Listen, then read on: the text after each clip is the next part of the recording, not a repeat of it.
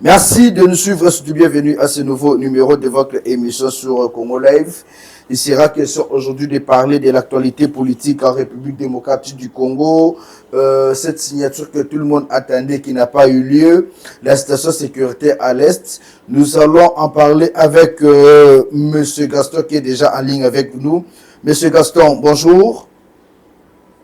Bonjour, monsieur le journaliste. Nous avons respecté l'heure, 10h juste, on commence l'émission. Tout à fait, vous êtes bien organisé.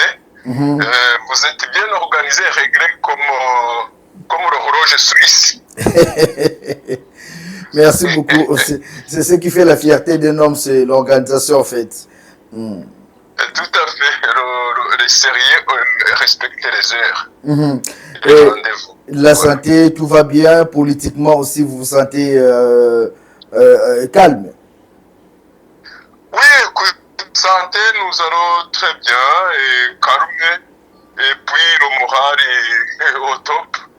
Mais voilà, on voit la façon dont les choses évoluent. Et ça va dans le bon sens. Ça prend du temps, c'est vrai. Mais il faut être patient, mais ça va dans le bon sens. Vous dites que ça va dans le bon sens.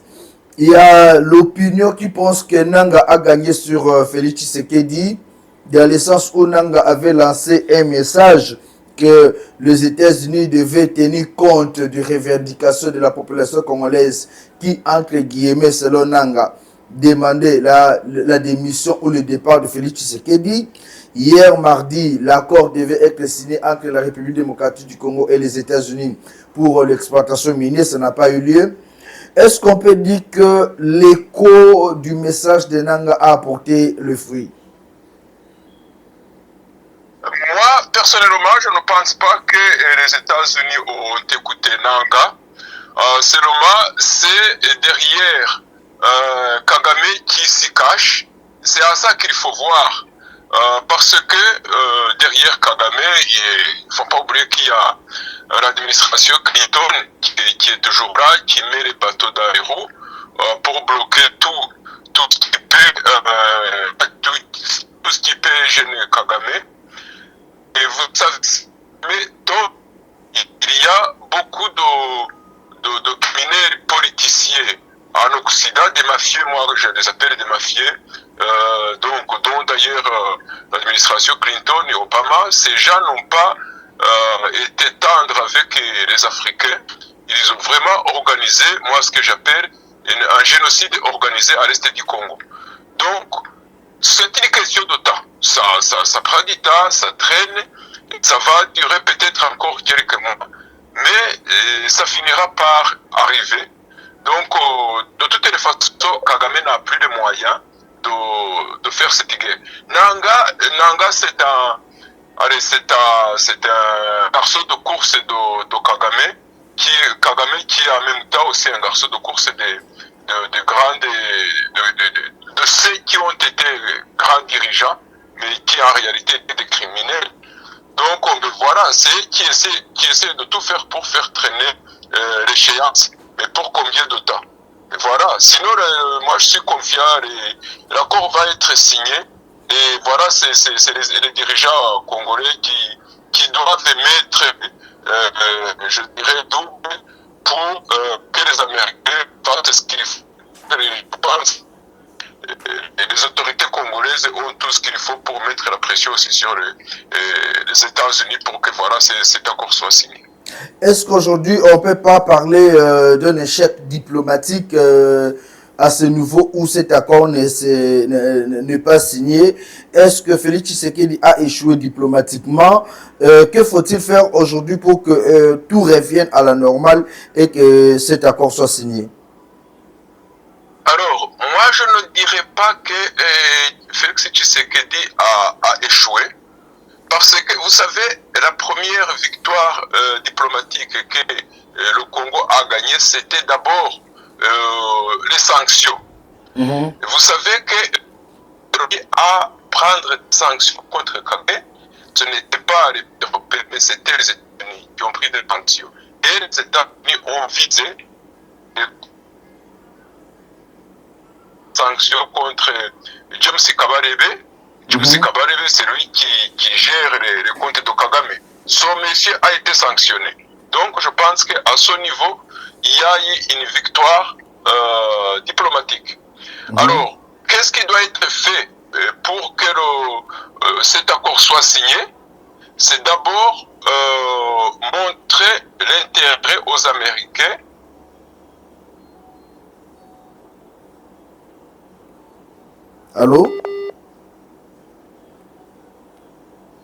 du Congo. La deuxième chose, c'est d'abord aussi, montrer aux États-Unis qu'il n'y a pas que les Américains qui sont intéressés et qui peuvent en tirer profit. Parce que il y a aussi les Russes, il y a aussi les Chinois. Donc, tous ces gens peuvent arriver à quelque chose. Et enfin, la troisième chose, c'est travailler main dans la main avec certains pays européens qui ont montré intérêt à ce que la paix revienne à l'est du Congo. Ici, je dirais les pays comme la Belgique, comme l'Allemagne, qui se sont prononcés contre l'invasion du Congo et ils ont condamné les massacres à l'est du Congo. Voilà.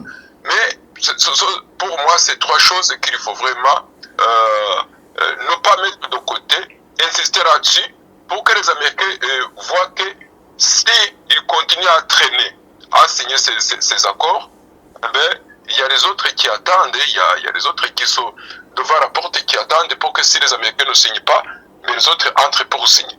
Et je pense que c'est un report, je dirais, de la signature, mais je suis convaincu que cet accord sera signé et ça sera dans l'avantage des Américains.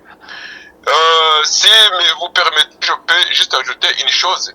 Oui. C'est que Kagame, les criminels de Kigali, ont proposé aux États-Unis de signer un accord d'exploitation des matières premières qui viendraient du Rwanda. Or, je le dis souvent, au Rwanda, il n'y a rien. Il n'y a pas de matières premières qui peuvent être exploitées. Il n'y a rien. Il n'y a pas d'or, il n'y a pas de coltan, il n'y a pas de diamant, il n'y a rien. Et ils ne peuvent pas prouver la provenance de matières premières qu'ils prétendent vendre aux Américains. Donc, il suffit de montrer que tout ce que le Rwanda vend comme matière première, c'est volé aux Congolais. Donc, et ça, d'ailleurs, les Américains le savent. Vous avez vu l'envoyé spécial de Donald Trump avait bien dit que le Rwanda devait quitter le territoire congolais. Donc, pour moi, c'est un report de la signature, mais ça va être signé. Aujourd'hui, il y a ceux qui pensent que, premièrement, avant la signature de ces dialogues, fallait d'abord qu'il y ait un cessez-le-feu. Il fallait que Félix Tshisekedi dialogue avec ceux qui sont ici en République démocratique du Congo en vue de créer un climat de confiance. Est-ce que ces gens-là n'ont pas raison par rapport à ce qui se passe sur le terrain? Moi, je pense que, comme je l'ai dit à plusieurs reprises, comme son Excellence et président Tshisekedi l'a dit aussi, il n'a jamais refusé de dialoguer avec les Congolais. Ce sont ces gens, certaines personnes qui travaillent pour l'ennemi, qui veulent le forcer à faire un dialogue, mais un dialogue en fait vide de sens. Ce que je veux dire ici, c'est que si on veut vraiment dialoguer pour ramener la paix à l'est du Congo, il faut arrêter de chercher à soutenir ce que l'ennemi avance. Vous savez, l'ennemi avance, dit qu'il faut une amnistie générale, il faut que le langage des autorités congolaises change. Or, l'ennemi, lui, il dit que les autorités ont été élues démocratiquement et doivent dégager. Mais que voulez-vous que les autorités congolaises Congolaise répondent. Donc l'ennemi cherche une confrontation, mais alors qu'il n'a pas vraiment les moyens. On sait très bien que Nanga n'a pas les moyens. C'est pas lui qui commande ces criminels. C'est pas son armée, c'est l'armée de Kagame. Alors, il y a aussi ceux qui disent que on doit dialoguer d'abord avec ceux qui sont à l'intérieur, d'accord. Mais est-ce que ceux qui disent être à l'intérieur et qui veulent le dialogue, est-ce qu'ils ont proposé quelque chose? Rien. Ils ne proposent rien. Ils disent, oui, on veut dialoguer, mais sur quoi? D'abord, qu'ils rejoignent le président pour que cette guerre s'arrête. Une fois que la guerre arrêtée, qu'ils proposent des façons de voir les choses ou la façon dont ils pensent que la politique devrait être menée. Vous savez, dans un pays démocratique, et c'est ce que moi je remarque au Congo, c'est très différent d'autres pays d'ailleurs africains, c'est que l'opposition parle. J'ai vu à plusieurs reprises comment on attaque le président de la République et personne n'est condamné parce qu'il a dit il a dit quelque chose sur le président de la République. Au Rwanda, il suffit de dire je n'aime pas Kagame, c'est la prison à vie. Dire je n'aime pas, mais pourtant on n'est pas obligé de l'aimer. Il y a un artiste, ça me rappelle un artiste rwandais qui il y a un mois il avait dit qu'il n'aimait pas le président de la République Kagame parce que il avait son système, avait organisé les massacres de la population et on avait jeté son père en prison pour rien, alors qu'il n'avait rien fait. Son gars, le fait de dire qu'il n'aime pas le président Kagame, mais il est maintenant en prison, on pense qu'il va être condamné à vie. Au Congo, c'est différent. Au Congo, on n'arrête pas, on attaque le président de la République, on l'insulte, on dit tout et n'importe quoi. Mais, comme Nanga arrive au pouvoir, d'ailleurs, qui sont les valets de Kagame, arrive au pouvoir. D'ailleurs, vous voyez ce qui se passe à l'est du Congo, à Goma. Comment les gens sont tabassés tous les jours. Comment les gens sont massacrés tous les jours. Et c'est ça que Nanga veut que ça arrive jusqu'à Kinshasa. C'est pas une démocratie, ça. Donc, ceux qui veulent dialoguer vraiment, je pense qu'ils devraient formuler une proposition réelle, tangible, et donner une base pour qu'on dialogue. De toutes les façons, le Congo est en guerre. La première chose, ce n'est pas aller attaquer le président de la République, mais c'est s'attaquer à ceux qui tuent les Congolais. Si on aime les Congolais, on doit les défendre. Si on aime les Congolais, on doit condamner tous ceux qui les tuent. Donc c'est pour ça que d'ailleurs je dis que les organisations comme Senko ne devraient pas avoir à les placer sur le territoire congolais parce qu'ils ne condamnent jamais les massacres dont les Congolais sont victimes. Voilà, monsieur le journaliste, dialoguer, oui, mais dialoguer pour trouver une issue à cette guerre. Et puis, l'espace politique au Congo est ouvert. Donc, voilà. Je trouve que c'est la République démocratique du Congo, il y a vraiment une démocratie. Vous pensez qu'il y a une démocratie, cependant tout le monde pense que Félix Tshisekedi est en train de créer la dictature. Bientôt là, on demande même la levée des immunités de l'ancien président Joseph Kabila Kabange, ce qui ne s'est jamais fait. L'opposition l'accuse. Quand vous dites qu'il y a la démocratie en République démocratique du Congo, est-ce une façon de tromper l'opinion? Ce que je peux vous dire là-dessus, monsieur le journaliste, c'est que dans un pays où il y a la démocratie, les gens se mettent ensemble pour défendre le pays. L'ancien président qui était au service d'ailleurs de Kagame, M. Kabange, il a rejoint ses frères qui tuent les Congolais. Ça veut dire que c'est le numéro, je le dis toujours qu'il était le numéro 2 du M23 parce que le numéro 1, c'est Kagame. Ces gens, il ne faut que massacrer les Congolais, terroriser les Congolais. Ce n'est pas le président de la République qui a demandé à ce qu'on enlève son immunité présidentielle. C'est le Parlement. Ce sont les sénateurs qui demandent. Et la population, pour elle d'ailleurs, monsieur Kabila ne devrait même pas avoir droit à quoi que ce soit. Mais dans un pays démocratique, il y a un débat. Ce n'est pas le président qui prend la parole pour dire voilà, il faut arrêter de lui donner ses avantages ou enlever son immunité présidentielle. Donc, c'est qu'il trouvait que M. Kabila, M. Kabange, pardon, devrait continuer à avoir les avantages de l'ancien président. Alors qu'il organise les massacres des Congolais, je trouve que ceux qui osent prononcer ce mot devraient être considérés comme les ennemis des Congolais aussi.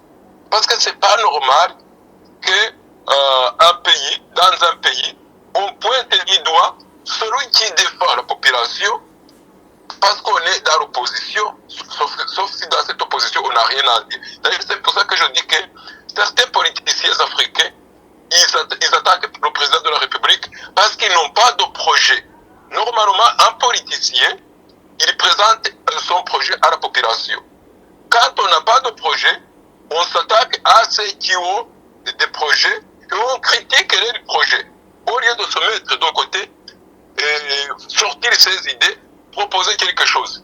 Donc je pense que ceux qui disent que Tshisekedi est en train d'instaurer une dictature, ceux qui ne savent pas vraiment une dictature, il suffit de regarder ce qui se passe dans un pays non loin du Congo, le pays limitrophe, le Rwanda, pour savoir ce que c'est une dictature. Et c'est ça la dictature qui se trouve au Rwanda. Donc pour moi, ce n'est pas une dictature, c'est logiquement une façon de protéger les Congolais. Mais malheureusement, certains politiciens qui ne voient pas plus loin que le bout de leur nez appellent ça une dictature parce que l'ancien président va perdre les avantages qu'il avait. D'ailleurs, qu'il ne méritait pas parce qu'il n'est pas congolais. Kabange n'est pas congolais. Vous avez toujours dit que Kabange n'était pas congolais, mais cependant tout le monde dit que Joseph Kabila Kabange est le fils politique, voire même idéologique de Mosé Laurent Désiré Kabila. Mais est-ce que ce ne sont pas des accusations fallacieuses, puisqu'aujourd'hui, peut-être que vous vous dites que Kabila est plus proche de Paul Kagame? Bon, d'abord, je ne suis pas le premier à le dire et je ne suis pas le dernier. Il suffit de connaître la famille Kabange. Moi, je vous ai dit qu'il était né au Rwanda. Vous avez vu à plusieurs reprises que parmi les gardes du corps, il y a des photos, il y a des vidéos. Lui-même, il ne nie pas. Il a été dans le maquis avec Kagame. Dites-moi, quand Kagame est venu de l'Ouganda pour attaquer le Rwanda, comment la première personne à être parmi ces gardes rapprochés, que faisait un Congolais à côté de Kagame à cette époque. Donc, si je parlais de avant 94, au moins, si c'était arrivé après l'invasion par AFD, l'invasion du Congo à l'époque Zaïre, on peut comprendre. Mais à cette époque, que faisait un Congolais ou un Zaïrois à côté d'un général rwandais? Donc, ça, c'est la première chose. Et la deuxième chose, d'où vient Kabange? Kabange, c'est son propre père rwandais. Donc, est-ce qu'il peut dire où il est né, le lieu de naissance de Kabange? Il ne sait pas le dire. Alors, est-ce qu'il sait expliquer pourquoi il a forcé ou il a demandé à certains de ses collaborateurs de lui créer une identité congolaise? Ce n'est pas moi qui le dis, ce sont ses anciens collaborateurs qui le disent. Certains ont été tués d'ailleurs parce qu'ils ont sorti ce secret. Donc, est-ce qu'il peut dire pourquoi il avait demandé qu'on lui crée une identité congolaise? Ça, il ne sait pas expliquer. Donc, un Congolais, je le dis souvent, un Congolais n'a pas besoin de demander à ce qu'on lui crée une identité congolaise.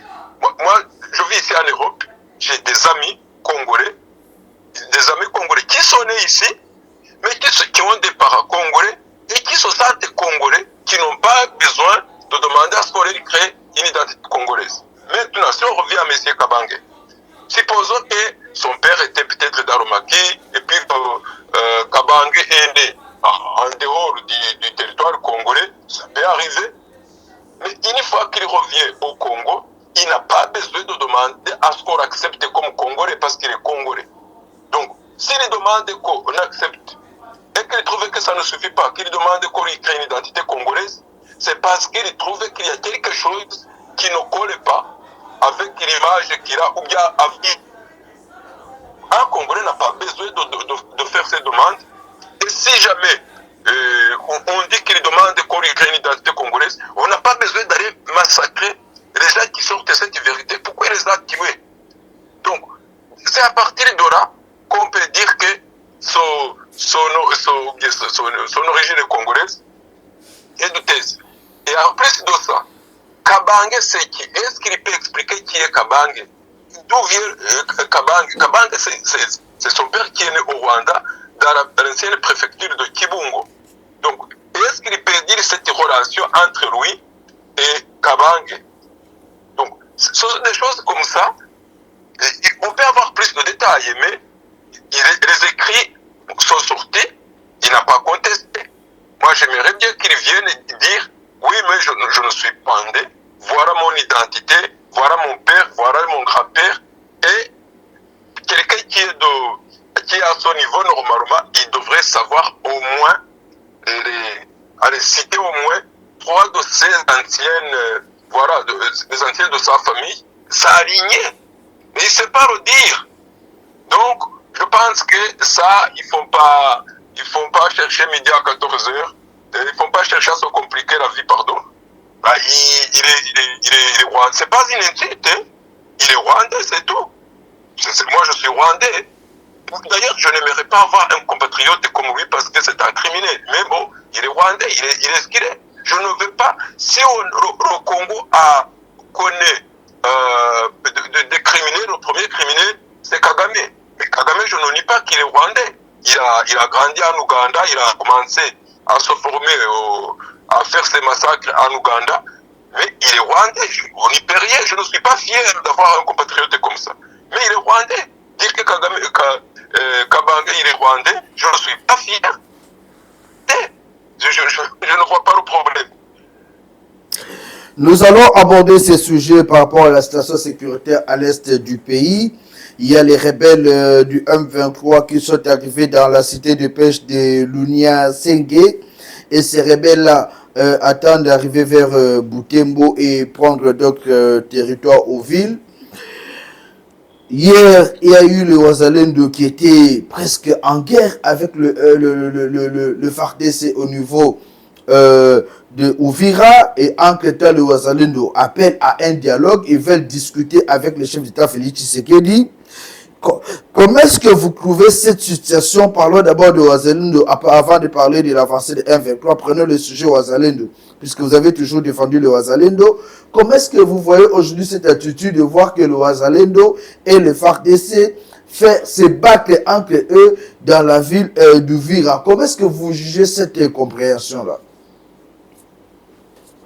Bah écoutez, c'est une déception que j'ai eue, mais bon, c'est pas nouveau. Et les Wazalendo, comme je l'ai dit et je le dis souvent, ce sont des résistants. Des résistants dans toutes les guerres, ça a toujours existé. Et ces résistants, ils sont déçus de voir que l'armée qui est engagée, qui est payée, certains responsables de l'armée trahissent le pays. Et c'est d'ailleurs, mais c'est pas nouveau, c'est arrivé ici aussi en Europe. Et c'est arrivé aussi en Europe que les résistants s'attaquent à certains, aux militaires parce qu'il y avait la corruption. Et le gros souci des Wazalendo, c'est qu'à un moment donné, ils arrivent à récupérer difficilement, ils arrivent à chasser l'ennemi, récupérer des zones. Et ces zones, ils les laissent à l'armée.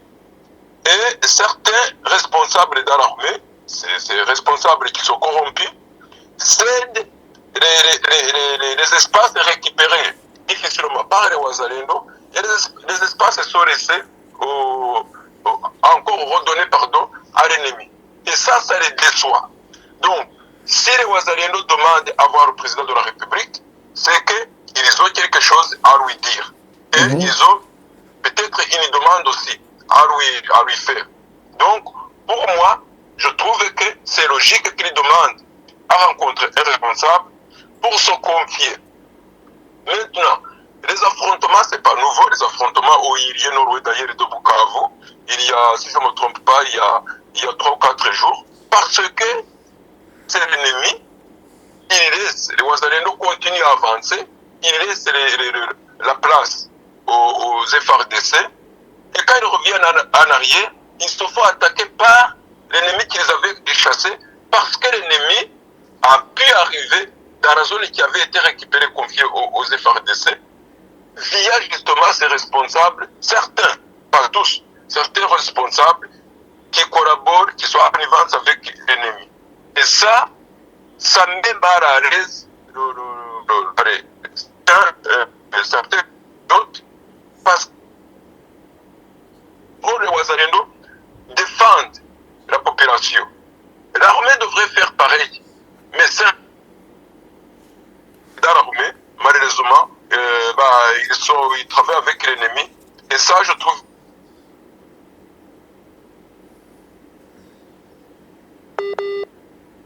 Allô?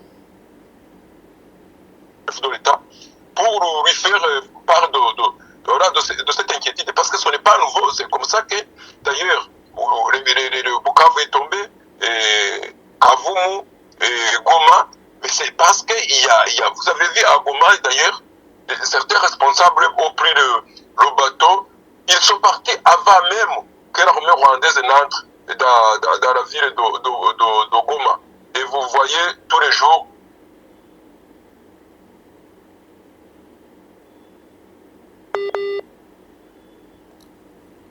Allô? l'information de Goma. Vous entendez? Oui, sauf qu'apparemment, il y a des perturbations. Vous êtes là? Voilà, on est toujours en contact avec...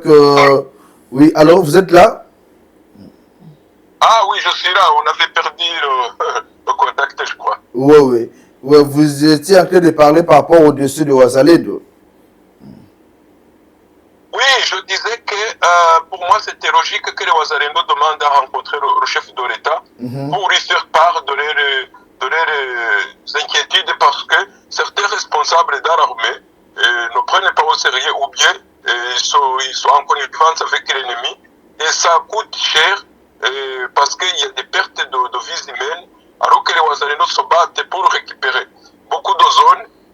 Certains responsables dans l'armée font l'inverse, confient ces zones qui seraient confiées par les Ouazalendo, mais on les retourne à l'ennemi, et ça, on ne peut pas gagner une guerre en se battant sur les deux fronts. Donc, peut-être qu'ils vont demander qu'on change certains responsables, parce qu'il y en a qui sont pour l'ennemi, qui travaillent avec l'ennemi, et ça, c'est impardonnable.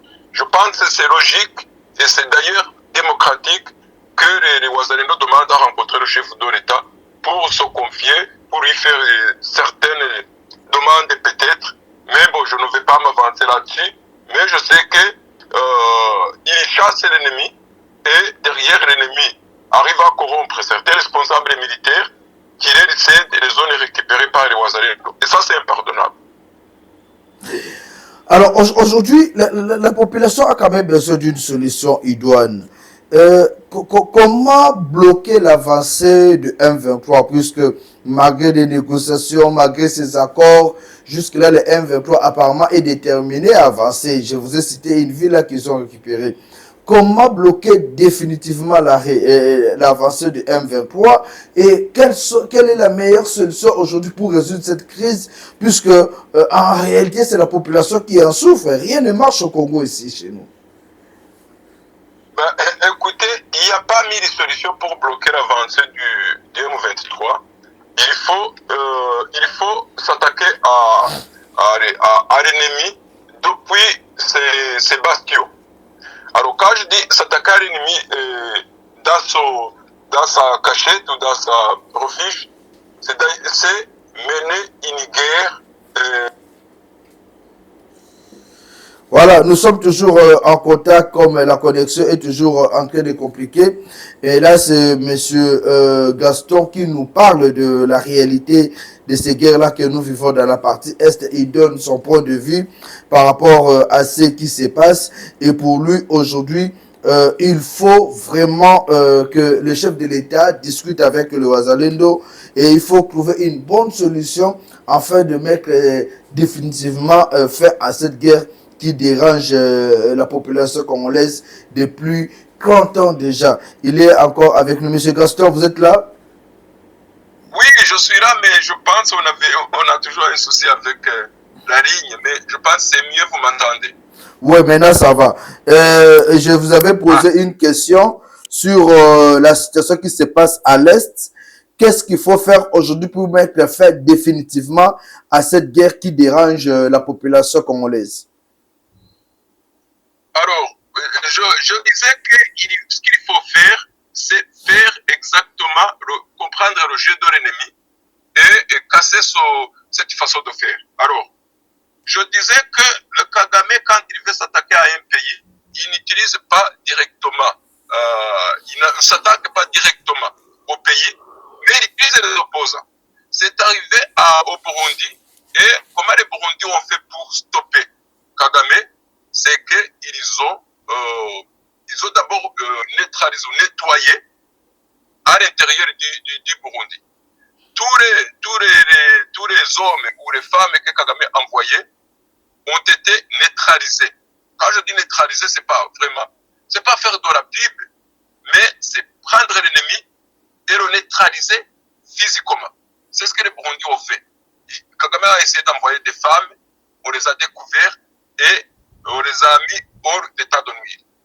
Au Congo, c'est pas la même chose. Dès qu'on attrape l'ennemi, on le balade devant la télévision pour montrer qu'on a attrapé l'ennemi. Ça, il faut arrêter de faire ça. Et Kagame utilise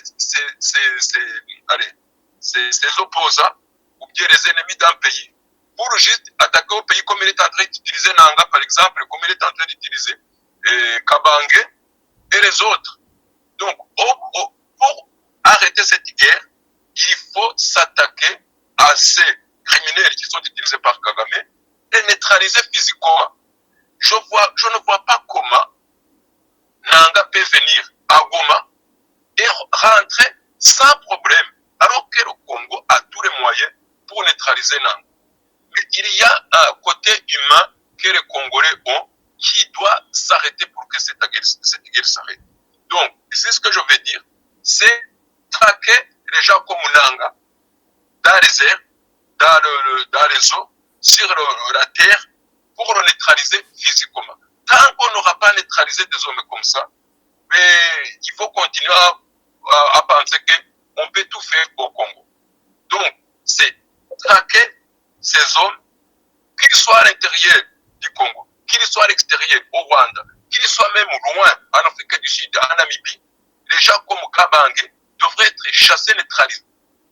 N'oubliez pas que Kagame a poursuivi son ancien, je pense, son ancien conseiller,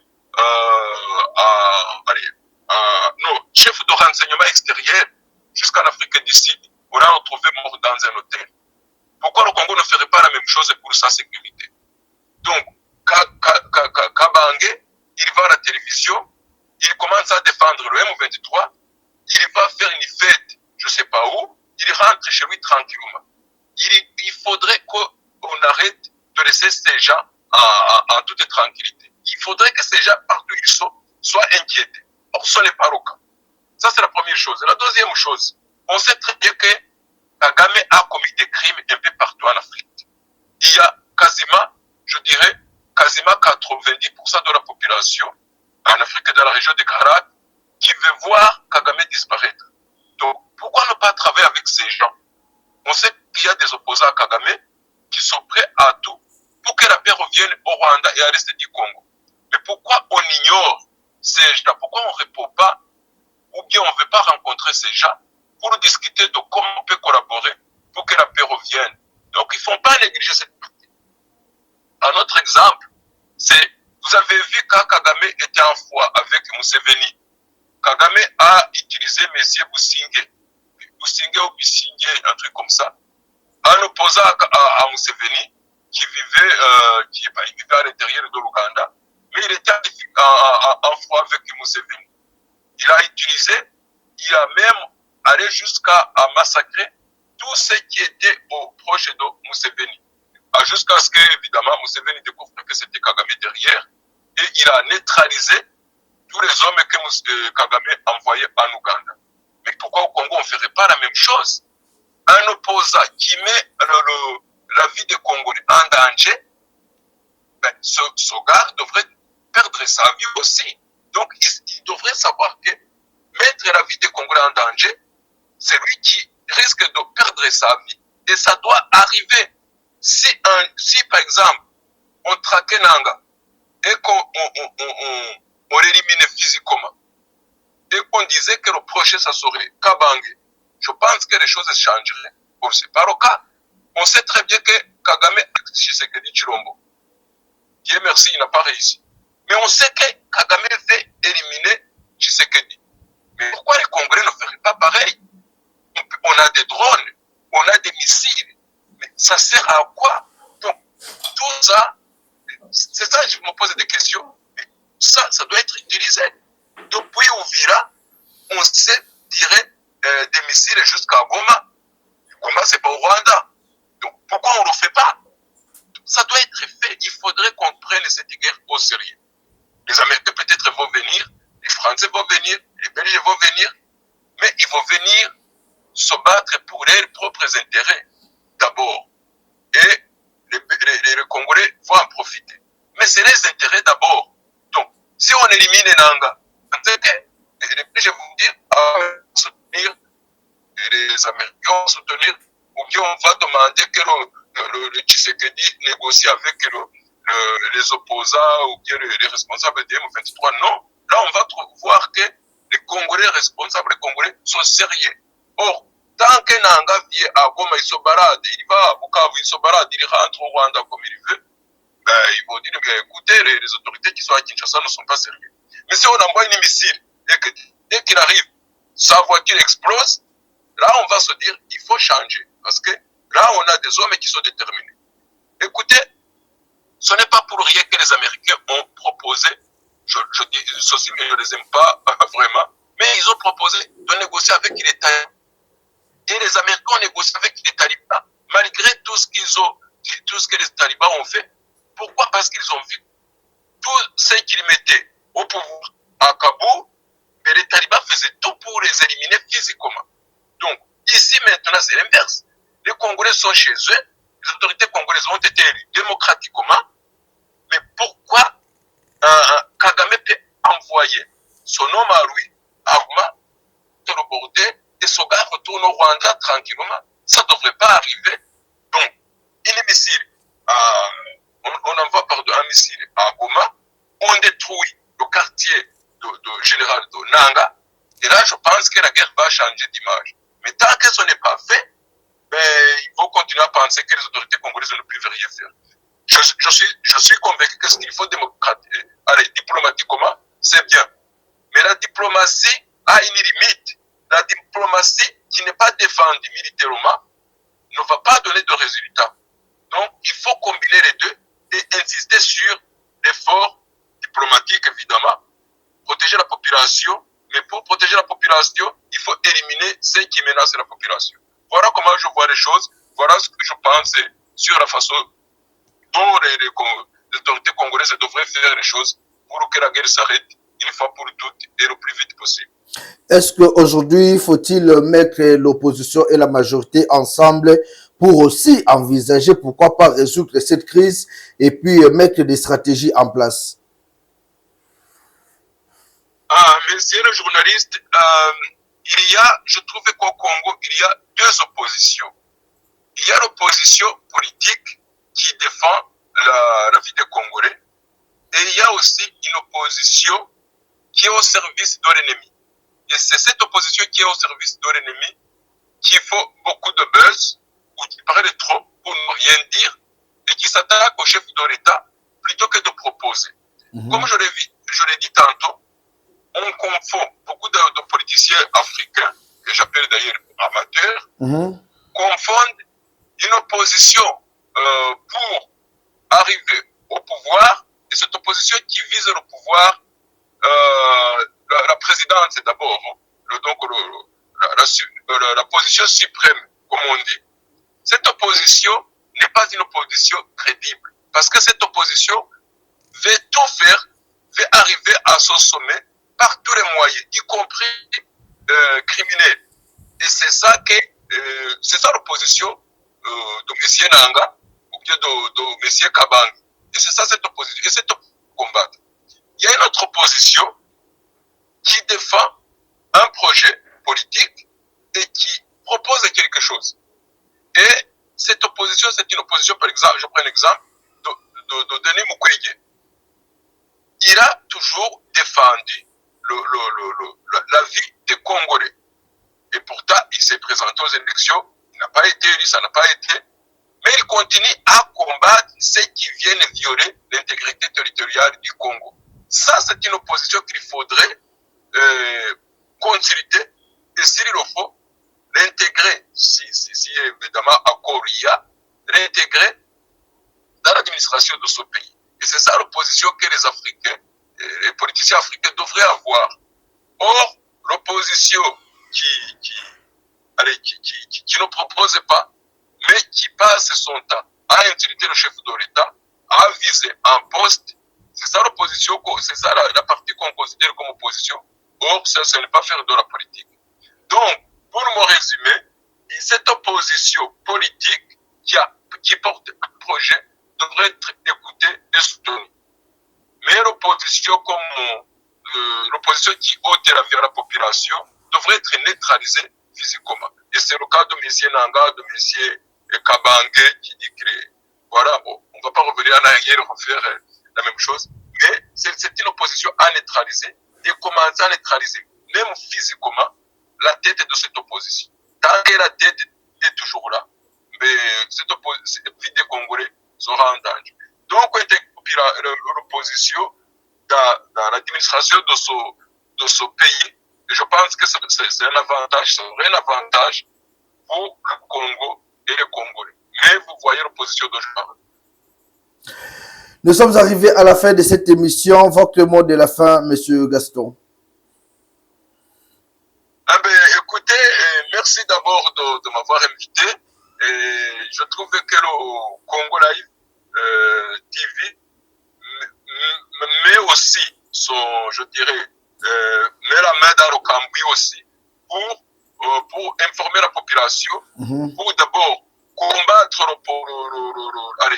mener cette guerre, mais numériquement, pour essayer d'informer, essayer de demander l'avis, essayer de dire la vérité aussi, parce qu'il y a beaucoup de choses que vous dites, peut-être les journalistes ne le savent pas, mais je peux vous dire que votre télévision est consultée par beaucoup de gens, surtout ici en Occident, et les gens qui disent, mais tiens, on ne savait pas, mais d'où viennent ces jeunes qui vont à gauche, à droite pour s'informer, qui critiquent le pouvoir en place, mais qui donnent des propositions.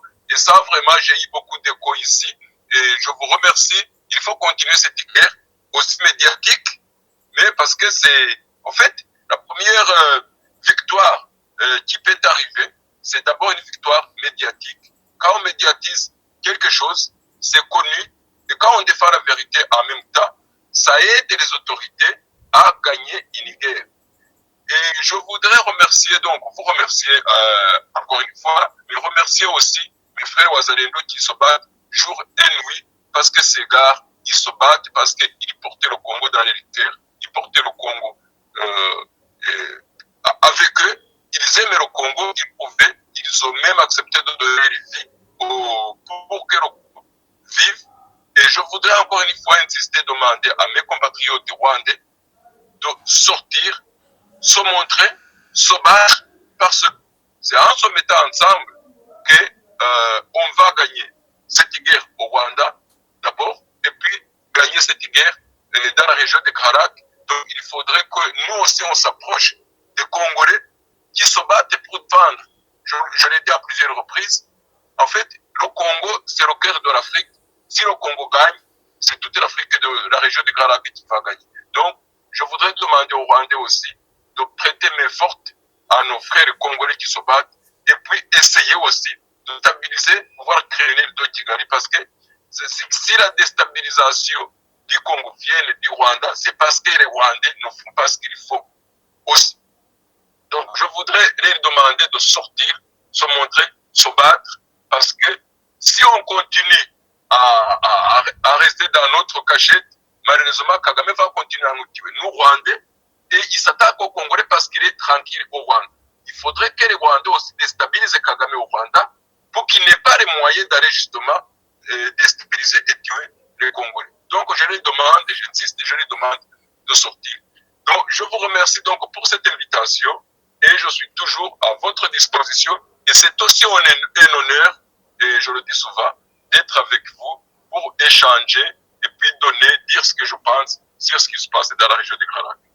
Un grand merci à vous, Monsieur Gaston, d'avoir répondu à notre invitation. Aussi, un grand merci à tous les publics qui nous a suivis. Je pense que nous avons tiré une bonne leçon par rapport à ce que vous avez dit. Vous avez soulevé qu'il y a deux oppositions au pays et qu'il faut éradiquer l'autre opposition. Je pense que le chef d'État Félix Tshisekedi va prendre des mesures idoines puisque la population congolaise a besoin de la paix. Un grand merci à tous et restez toujours branchés sur Congo Live. Merci.